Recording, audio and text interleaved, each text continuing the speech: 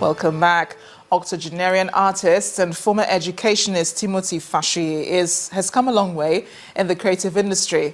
To celebrate 50 years of art, the veteran is showcasing 80 works, with proceeds going to charity to help school children in the northeast of Nigeria. Art Review tonight looks at the works of an unsung veteran who speaks about society from the canvas.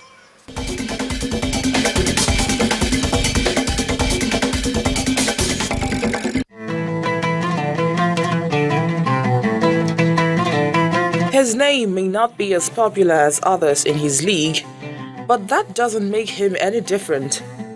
The creativity is definitely not in short supply, and the passion has spanned decades. My artwork is dated back to maybe 70 years ago. When I was young, we used to visit our grandfather, who was the chief craftsman of Elisha.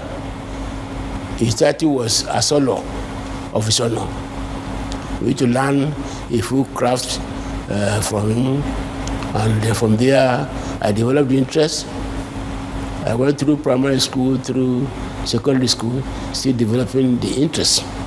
Now, 80 works of art show what Timothy Fashiyi has been up to in the last 50 years, painting his art out, still tutoring younger ones in his little corner, and giving back to the society. The type of work I've been doing, I stopped, but I retired from the ministry and I'm now painting. I do more work painting, and I can say, around my studio I have over 100 works of my painting I've done over the years, starting from 1960 to now. Different stages, some of them 2 or 3 or 4. They are all in my gallery here or in Elisha. The works reflect the current state of his art, pieces that talk about issues in the society, as he feels everyone should try to play a more active role to make the world a better place, as there's too much lip service to the cause. The time to act is now. The passion for sustaining a legacy is a Generation Next project. For this place is being run by his son, Wale, who has curates exhibitions for other artists, including his father. We encourage artists to come and have exhibitions here. We are not cutthroat people. It's not all about the profit motive. It's just to encourage budding artists, to climb up the ladder, so that we can have many more of the Onobra choirs, many more of the Grillos, many more of the Oshinawas, many more of the varieties, coming up.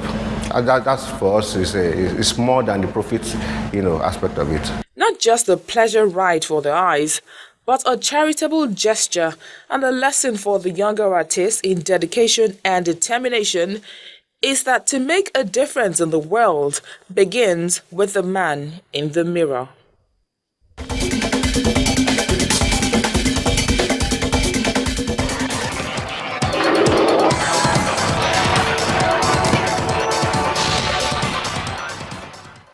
In sports news, it's Cherry news from Chile. As defending champions, Nigeria have advanced to the semi-finals of the FIFA Under-17 World Cup. The Golden Eagles this evening stunned favourite Brazil with 3 goals in 5 minutes in the first half. Leading goal scorer Nigeria's Victor Osimhen opened scoring in the 29th minute with his 8th goal of the competition in 5 games. Kingsley Michael and Udochukwu Anumundu added the 2nd and 3rd on the 30th and 34th minute. The Golden Eagles will head to Thursday's semi-final against the winner of tomorrow's quarter-final between Ecuador and Mexico. Nigeria League leaders Enyimba are now just a point away from winning the 2014 to 2015 Nigeria Professional Football League title following this evening's 1-0 victory against Abia Warriors in an Abia derby. Enyimba now have 68 points from 36 matches, 6 points clear of closest rival Warri Wolves, who thrashed Bayelsa United 4-0. Rangers International and Akwa United settled for a 2-2 draw in Enugu, while El Kanami Warriors edged out Kano Pillars by a lone goal. Heartland beat Giwa FC 3-2 in a 5-goal thriller at the Dan Anyam Stadium in Owerri. The games between Sunshine Stars and Lobby Stars was inconclusive. After visiting, Lobby Stars took a 1-0 lead. The game between Nasarawa United and Sharks of Port Harcourt was also inconclusive after both sides were tied at 2-2. To tennis, world number 3, Roger Federer has retained his title at the Swiss indoors in Basel after defeating Rafael Nadal in an entertaining 3-set final. The Swiss star had lost his 5 previous matches against Nadal and appeared in danger of another loss when he dropped the second set, but took a decisive break in the third to seal a 6-3, 5-7, 6-3 win on home soil. Both tennis stars last met in an Australian Open semi-final nearly 2 years ago and played their last final in Rome in 2013, both of which Nadal won. The victory was also Federer's 11th against Nadal, who has won 23 of their meetings.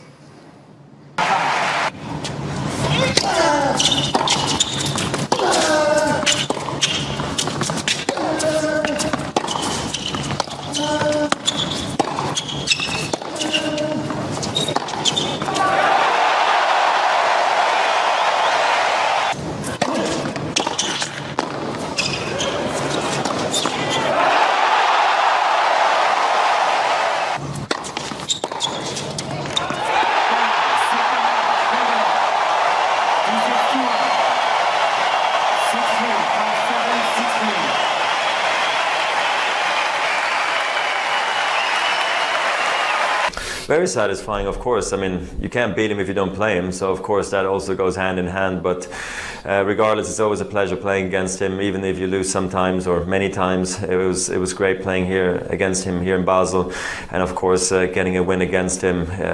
It's very special. So of course it was a very important day in my career again. And just finally.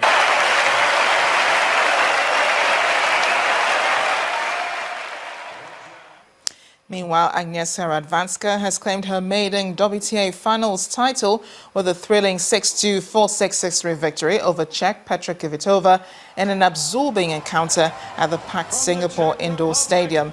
Playing a first final in her 7th appearance at the season-ending event, the 6th-ranked Pole also created history by becoming the first woman to lift the title after completing round-robin play with a 1-2 record. Kvitova made a lackluster start to the match with a sloppy opening service game, handing her opponent an immediate break as she got off to the worst possible start. A tearful Radwanska says after her victory that winning the title meant everything to her.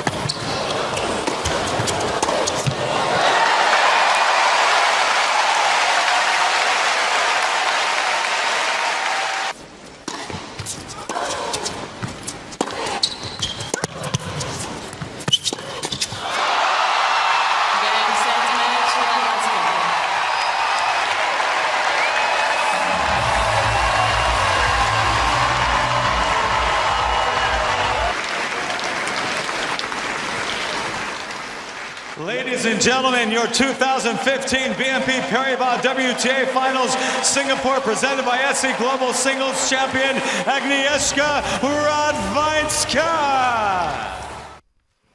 New Zealand's head coach Steve Hansen says he is unlikely to extend his contract leading the All Blacks once his present deal expires in 2 years.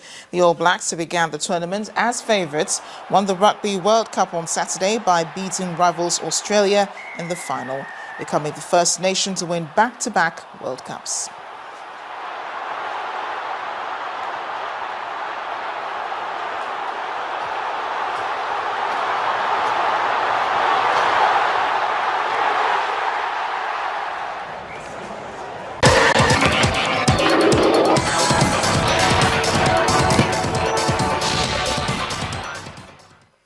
In other news, Turkey's ruling Justice and Development Party, the AKP, has won almost all ballots counted in the country's parliamentary elections. Polls had indicated the AKP would receive only between 40 to 30% of the votes, in line with how it fared in June when it lost its majority for the first time in 13 years. With almost all the results counted, the AKP is set to win substantially more than the 276 seats needed to win a majority, allowing it to form a government on its own. However, it will fall just short of the amount of seats needed to call a referendum on changing the constitution and increasing the powers of the president, AKP founder Recep Tayyip Erdogan. However, Prime Minister Ahmed Davutoglu has described the result as a victory for the country's democracy. Russian officials investigating a passenger plane that crashed in the Sinai Peninsula says the airline broke up in mid-air and that debris was found across a 20-square-kilometer wide area of Sinai. A group affiliated to the Islamic State had claimed responsibility for bringing down the plane, but Egypt's Prime Minister Sharif Ismail said experts had confirmed the plane could not be downed at 9,450 meters, the altitude the Airbus 321 was flying at, by weapons the militants are known to possess.